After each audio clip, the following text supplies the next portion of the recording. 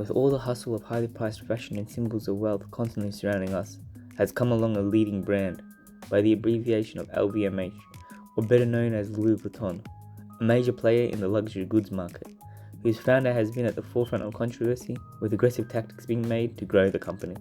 The CEO is Bernard Arnault. He is among the richest people in the world, with an estimated net worth of $200 billion.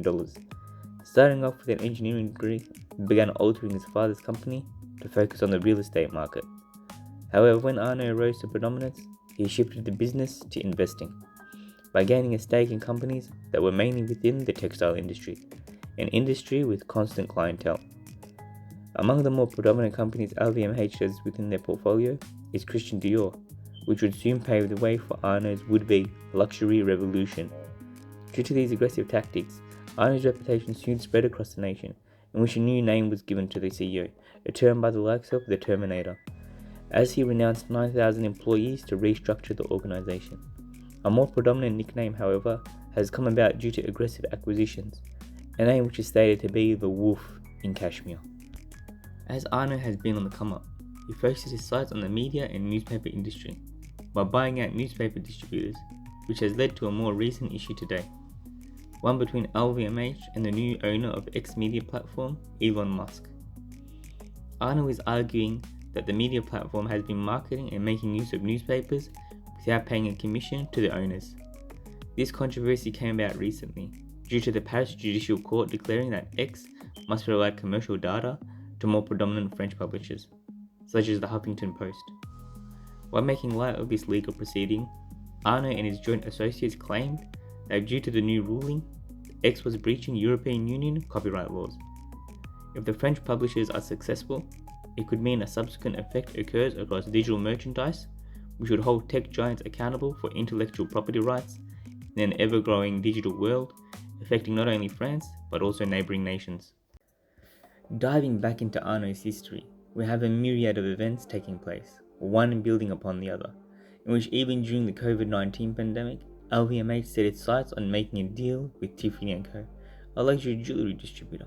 However, Louis Vuitton began pulling out of the deal due to financial disagreements, in which Tiffany & Co. was making mass payoffs in dividends that the company couldn't afford, exemplifying a culture that the company is taking part in unsustainable business practices. LVMH, along with Tiffany & Co., began entering court cases, in which the jeweler argued the transaction to still take place, while Louis Vuitton defended themselves against the accusation. After some back and forth, the deal went through, although at a more reduced price than the original offer. As Arnault began cementing himself as a formidable opponent in which many companies were rightly wary of, there came another acquisition that proved to be highly acclaimed, in which many of those that are deep within the fashion industry cannot forget. This is the clash between Arnault and the CEO of Gucci, Desilets. But where did this begin?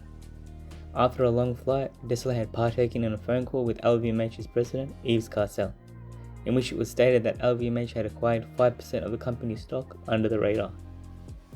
Upon hearing of this acquisition, Desilets entered into a panic frenzy, in which a call was made to a Morgan Stanley banker by the name of Michael Zowie. With little enthusiasm, Desilets immediately exclaimed, "If Arnault wants the company, he can have it," stating once the company is sold off, he can lay back and go sailing, instead of having to deal with such anguish. In response to this exclamation, Zowie stated that he wanted someone with passion, not someone who was willing to throw the towel in so easily. The team began branding the upcoming assault as a creeping takeover, in which Arnault wouldn't stop at the 5% mark, and would instead further its position by buying more shares to gain enough leverage to take hold of the company. As expected, once alerted, Arnault didn't plan on stopping there. He immediately purchased a major stake in the company by 34%. Arnault rationalized this move by stating it was to gain a position that is more of a supportive role. In conjunction with this, one of the individuals that operated Gucci stated he can have a supportive role, so long as he ceases buying out of shares. This in turn was rejected by Arnault. Desilets, the main operator of Gucci, soon found a way to defend the company, by creating shares for employees while purchasing continued. This move essentially diluted Arnault's ownership in the company, meaning that the value of the shares would decrease the more that was produced. This continued until legal action took place, whereby LVMH had to sell off his shares, making a $700 million profit.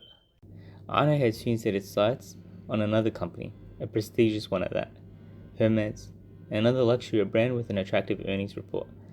Along with Arnault's mainstream tactics came about another aggressive takeover, one that has been lasting since 2002. Arnault had continued with his tactical mindframe by floating slightly below the 5% threshold, to make use of ruling that mandated declaration of shares once the 5% mark had been reached, and by floating at an ownership below this value allowed Arnault to act below the radar. Due to the deep history Arnault had regarding hostile takeovers, he began gaining ownership without any declaration having been made, making use of a method known as equity swaps, that is a means of acquiring shares for the receiving of cash at a later date. This move further cemented Arnault's reputation. Among the reasons for the conflict between Hermes and LVMH has been outlined by Axel Dumas, the CEO of Hermes, in which both companies' culture is too far apart, as well as envisioning Hermes to be oriented around a family-run management. In an effort to prevent a takeover taking place, 52 Hermes brand members had come together to discuss a defense against the attack, in which it was decided to set up a holding company that could take hold of beyond 50% of shares to cement the company having internal control. However, if one of the board members were to sell their shares, the holding company will be the first to bid for a purchase in order to prevent further takeover strategies from taking place. Hermes has given credit to Arnault for one crucial component in which this clash has been a driving force for the company's success, as it has been a form of advertising.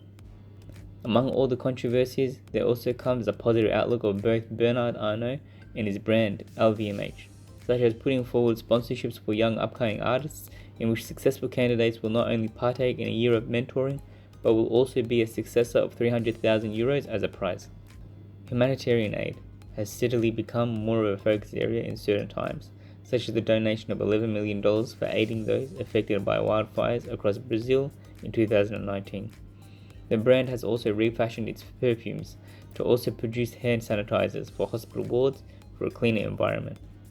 As Ukraine has become more of a contentious issue in recent times, there had come a higher influx of donations in which LVMH has donated €1 million to UNICEF to help those that have been affected by the event. In a bite-sized summary, the wolf known as Arnault has had a deep and rich past based on not only aggressive takeovers, but one which has led to an expansion of his company to new heights.